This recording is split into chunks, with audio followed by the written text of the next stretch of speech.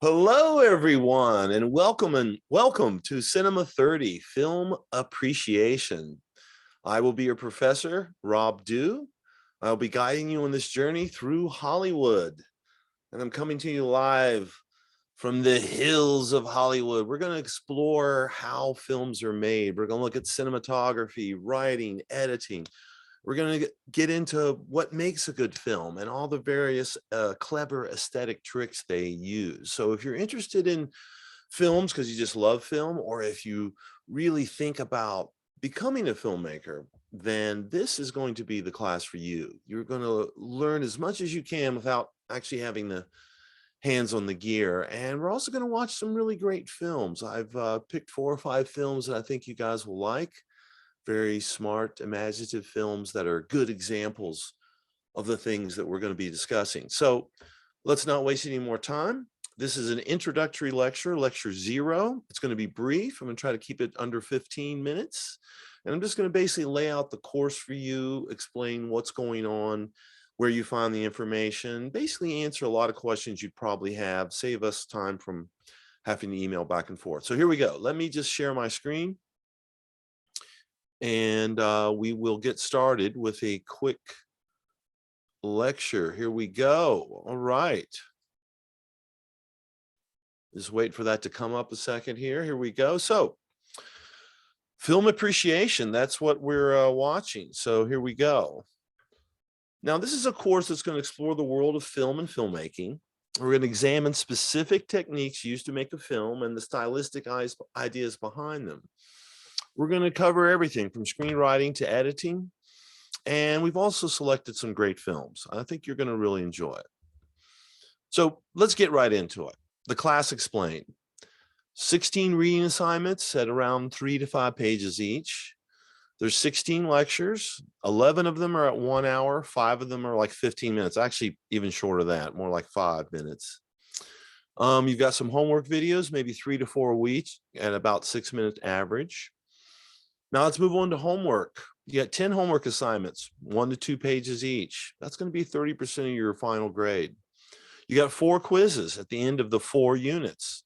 That's roughly 43 objective questions, 2 short essays. So mostly multiple choice type fill in the blank thing.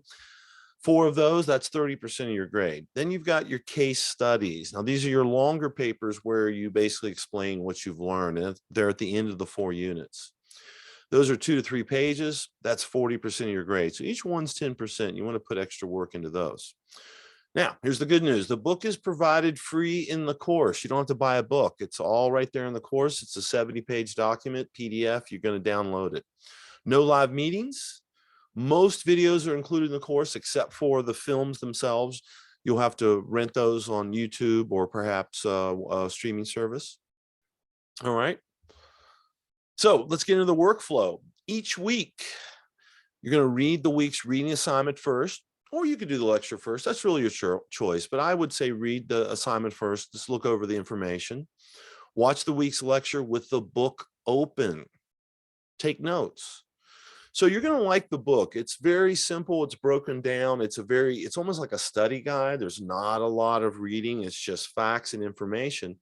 But you need the lecture to explain all those facts. The book is good at sort of providing a study guide, laying out terms, but there's not a ton of prose and explanation. So that's where the lecture comes in. And then lastly, you'll complete homework based on lectures and videos. Now, at the end of each week, you're going to study for the quiz using the review and your notes.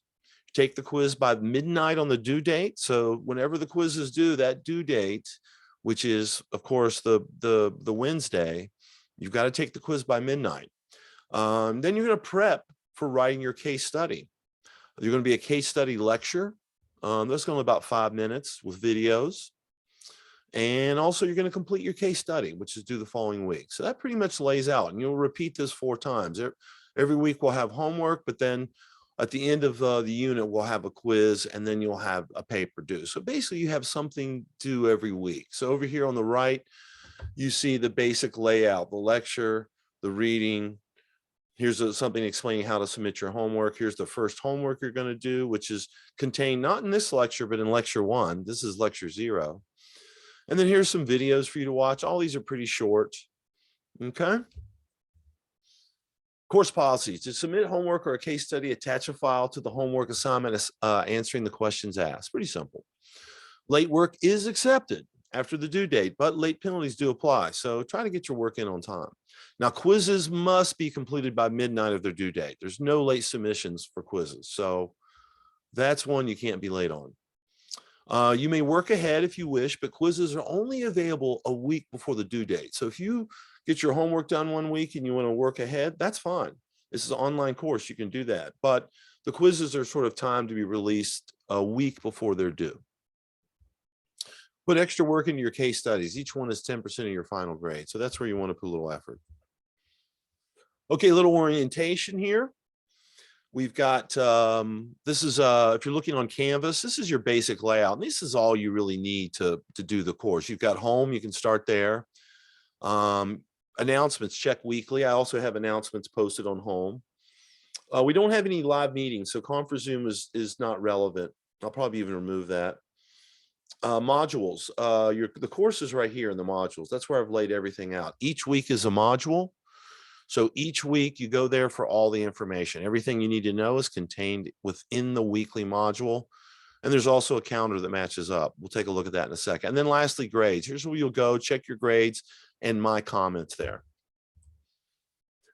Course orientation. And when you go to home, you'll come to this page, or you go to modules. We have course introduction, introduction to online learning. These are the letters that I sent you. If you haven't read them, make sure you go ahead and do that. You want to read them before 8/24.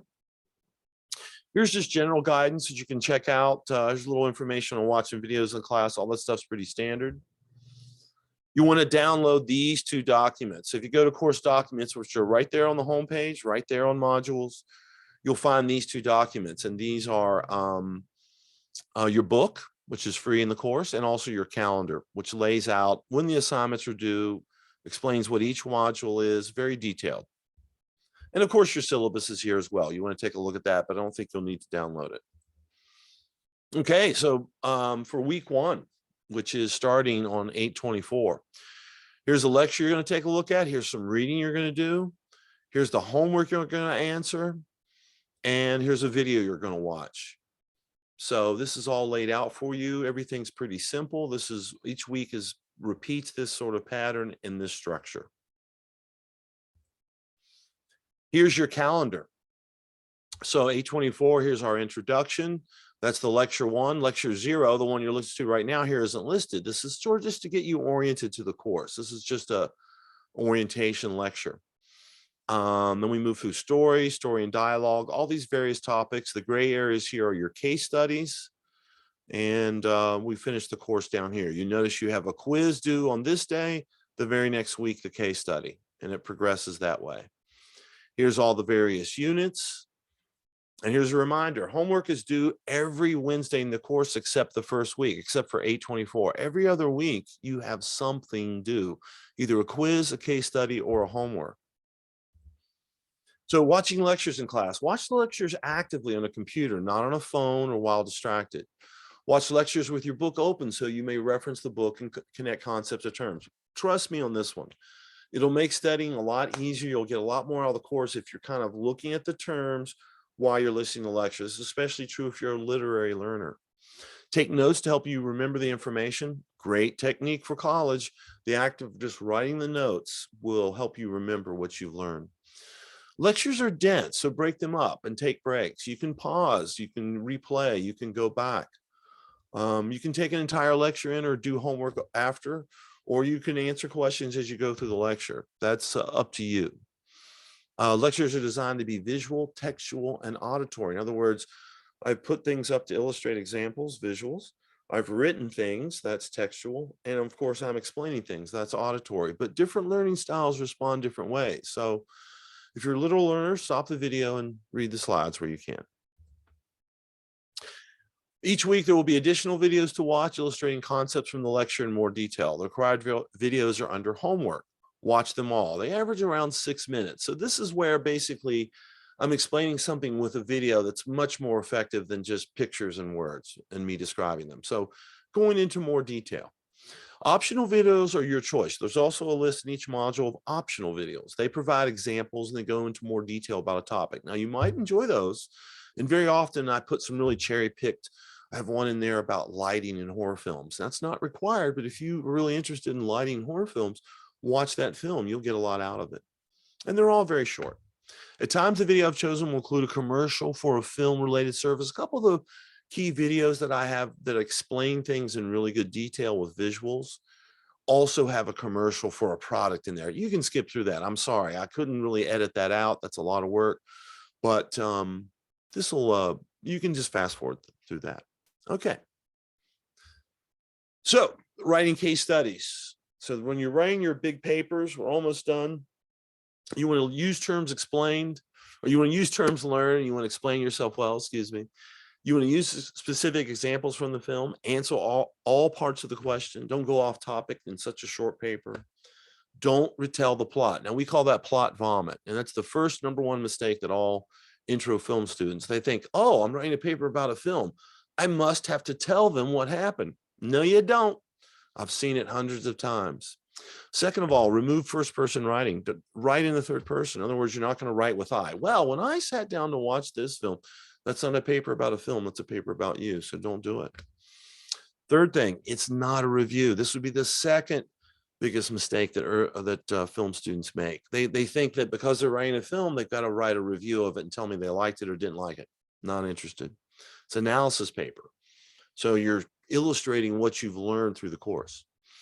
Have a good intro that sets up your paper. Organize the paragraphs by topic. And then, of course, conclude.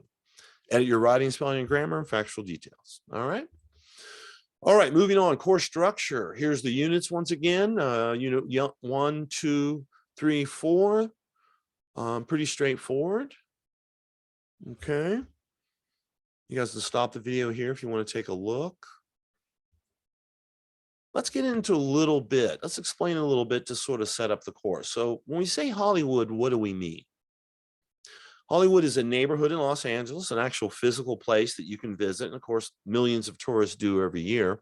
There's not a lot of filmmaking there. Most of the studios are actually out in Burbank. They're out where the land was cheaper. That's sort of the tourist location. And I guess a few actors live there, but most of the successful people live very far away from Hollywood. There's very little of the industry is actually there. So it means three things. It's the place in Los Angeles. It's the movie industry in America. When we say Hollywood films, we're talking about the Hollywood, the community that makes films. It's also a style of films that are produced. We say, oh, that film was so Hollywood. What does that mean? Well, it had the tropes or the conventions, those sort of repeated ideas that we see in a lot of Hollywood films. It's also, we say, the community of filmmakers working in LA. They're also sometimes called Hollywood. So why study film? To know and appreciate the history of film, to understand film techniques, to use your knowledge to evaluate and judge the merits of film you see. This is really important. Students tell me that after this class, they appreciate good films more and bad films less. And that's applying your knowledge to your own movie even. You know, what can you learn that you might be able to use in your own creative endeavors? So film is art. Cinema is the preeminent art form of our time. Okay, slowly giving away to television, perhaps, with all the new shows that are out. But it has the greatest relevance to the greatest numbers across generations and cultures. Oscars, of course, huge TV event. Cinema greatly influenced society. Remember, cinema creates our heroes and villains. It spawns trends. It exposes tragedy. Even develops empathy within us, and it records events and important activities in culture to human life. So, you know, very often we mark our lives by the films that we've seen because cinema materializes our dreams and our fantasies. Those of you who maybe grew up reading comic books, now all of a sudden that film, that character is on the screen. If you grew up reading Harry Potter, then all of a sudden there he is materialized. Someone's brought that vision, that fantasy to life. On the business side, it's a, you know, what we're saying here, about a $4.5 billion a year business. This is the box office. There's a lot of other ways they make movies. So that's just, they make money. That's just the box office. Now look at this. major studio costs 65 million to make a movie. They're going to spend another 35 million on marketing. So could be as much as 100 million to make a real movie that you're going to see advertised and know the name of. Independent films, they're coming in at 1 to 10 million. They're much cheaper, and often they look like it. They don't have the huge scale. Now, we say show business is 20% show and 80% business. That means, films are art made for profit, but they're very expensive. So you can't just fire them off like you can a poem. You've got to get financing. It involves a lot of people. So that means people got to get behind your idea, and your idea has to be marketable. There are small films that are made to niche audiences that are made to break even or even lose money sometimes on the chance maybe they succeed. And then there are a lot of films made just to make money. Theaters, movies for show, popcorn for dough. That means the real money in the theater industry is in the concessions. Okay. That's why they market to their most important audience, 15 to 25-year-olds, specifically males, but also women.